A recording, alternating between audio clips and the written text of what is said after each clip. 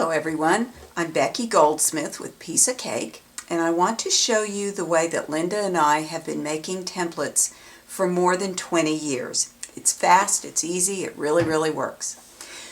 Begin with your pattern. Make as many copies of the pattern as we need to so that we have a complete paper shape for each piece that requires a template.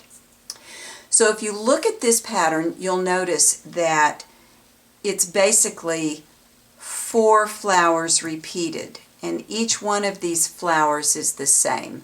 So in essence, we only need templates of 1 quadrant of this pattern. Now this is a reduced size of this pattern so that I could fit it all on the screen. Let me go to the full size sheet, which is this. Now, this is a slightly more complex pattern than you might normally see. You have 2 options for the petals here. This solid darker line is 1 big petal that goes under the flower.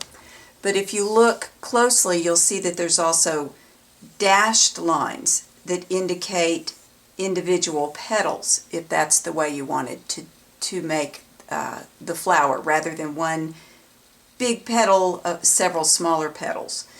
You would look at this and know that, all right, you need the stem, you need the leaves, you need the 1 big petal, you need this number 11 flower center, but then you also need the larger flower center here.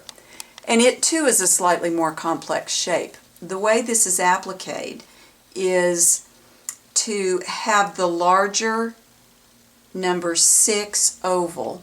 You would cut that bigger, and then you applique each one of these small shaded pieces on top of that square of fabric that would be the larger oval, the number 6 underneath shape. You applique those pieces in place, and then you cut out the unit and applique it down as a whole.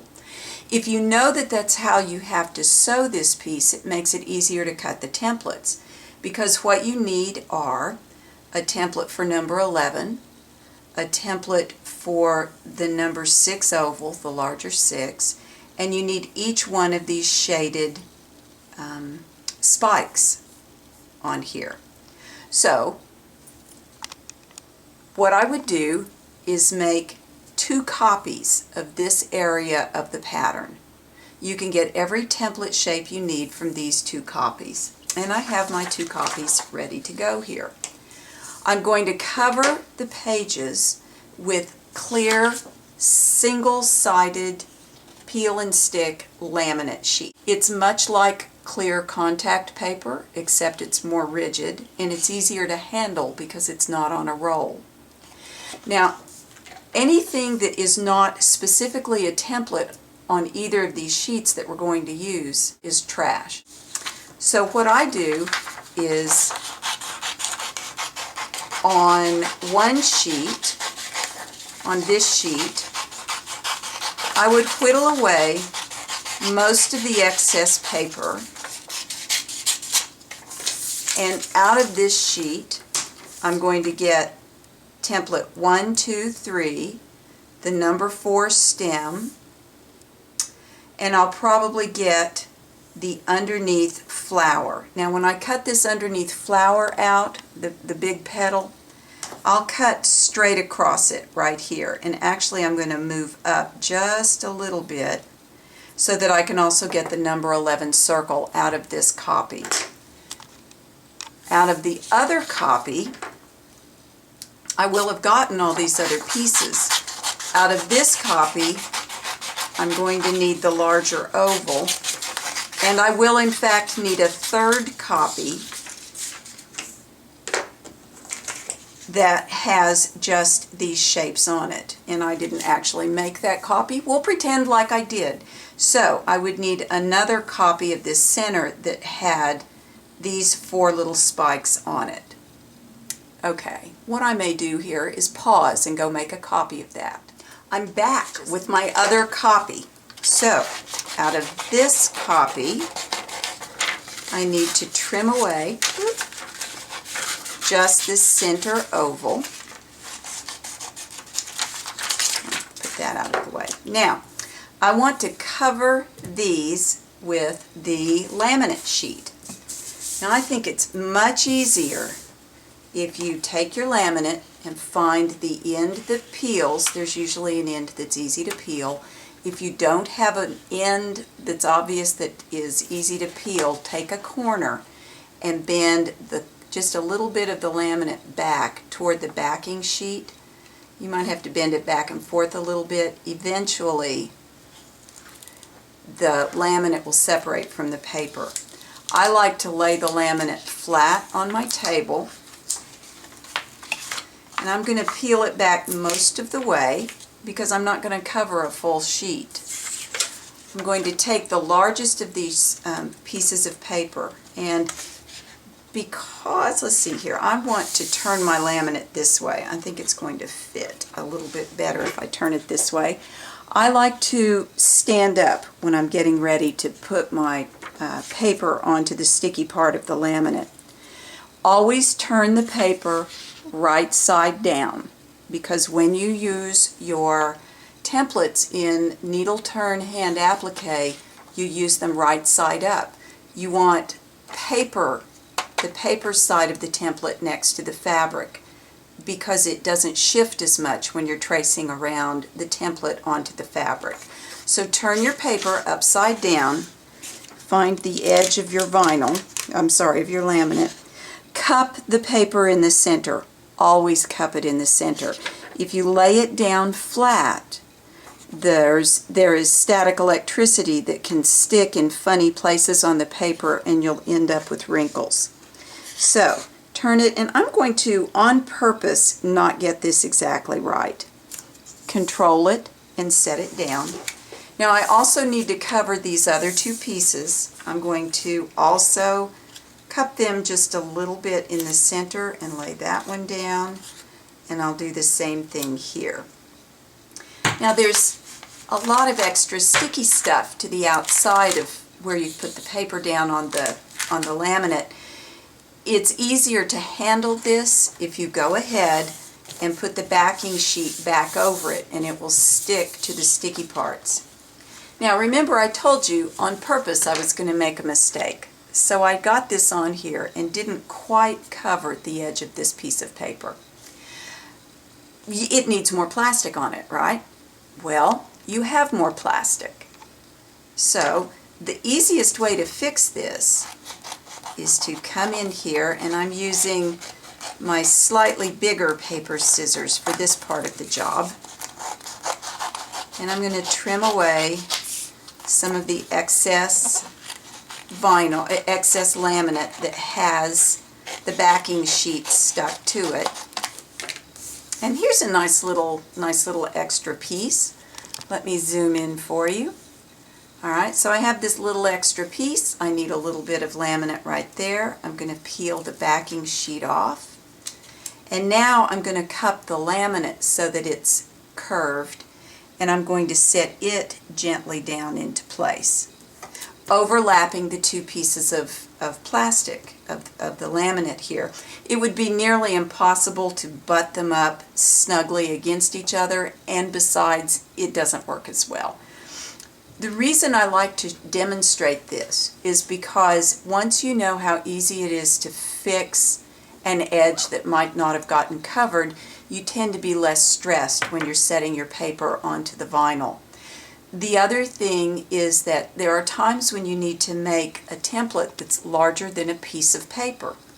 If that's the case, what you would do is make multiple copies of your shape, tape them together with clear tape, and then splice laminate sections, the peel and stick laminate, on top of your template. You can make a template of any size you need using this method.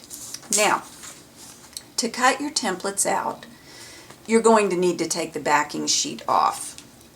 So, be careful when you're cutting away this excess that you don't whack off part of your template. So I'm going to cut away some of that sticky stuff so that it's not in my way. I'm going to peel the backing sheet off, and here I'm going to go ahead and trim this down. Now I'm going to use my better paper scissors for this. I like these little 4-inch Omni-Grid scissors. They are perfect for this sort of fine work. Now, when you cut your templates out, it's important to split the line. Don't cut outside the drawn line. Don't cut inside the drawn line. Draw right down the center of the line at the edge of your shape. That way you're not making your template too big, you're not making it too small. Now some of you may be still a little curious as to how these center pieces cut apart, so let me show you that. Let's see, I'm going to use these bigger scissors for this. Whenever you're cutting these shapes just to make the extra sticky laminate go away, if you can, cut where there's been paper stuck to the laminate already. That way you won't get a sticky residue on your scissor blades. So I'm going to move my trash out of the way here. So on this shape, what I need is the larger outside oval. So I would cut that out. Just like that. And I think you can imagine how you would cut out the whole oval. And that would be the number 6, in this case, the number 6 template. To cut out these smaller wedges, and honestly I could go ahead and get the number 11 shape out of this one as well, I would cut the outer edges of the 4 little stripes, little spikes, little cute whatever they are. I would cut these out. And then I would come in and cut them free of the number 11 circle. Anytime you're cutting a circular shape like this, try to keep your scissor closer down into the notch. I call it the sweet spot of the scissors. I find that I personally have more control over what I'm doing when I cut closer to the screw that holds the 2 scissor blades together. So I would cut out the number 11 circle, and then I would go back and cut out these wedges. So that light part is trash, but that number 8 shape is a template. So that would go there, and so on around this. Over here, on this shape, on where these shapes are hooked together, you would cut out 1, 2, 3, and 4. You're going to get this big center out of the 2 shapes I just showed you, but in this case, what I need is the number 5 petal. And I think it's a lot easier to use a template like this if it's connected across the center, rather than trying to cut this out here and then out here and then use it. I think to trace this shape, it's going to trace much easier if the template is one contiguous unit.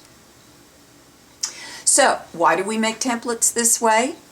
Because a mechanical copy of the pattern is more accurate than you ever will be tracing onto template plastic. Because they're easy on the hands. When you make your templates this way, the first time you try it and cut them out, you will love how good it feels in your hands when you're doing the cutting. The other thing is that these are a very low profile template, which makes them more accurate to use. I know that you've probably used templates made out of template plastic, and you know that they're thicker. And when you try to trace against a thicker, taller template, it often pushes the point of the chalk pencil away from the edge. The height of the template plastic makes it difficult to trace next to that edge. Because these are so flat, they're very easy to trace against. So for all of those reasons, this is how we make templates. It's the method that's in every one of our books and patterns, and we hope you give it a try and enjoy it. Happy stitching!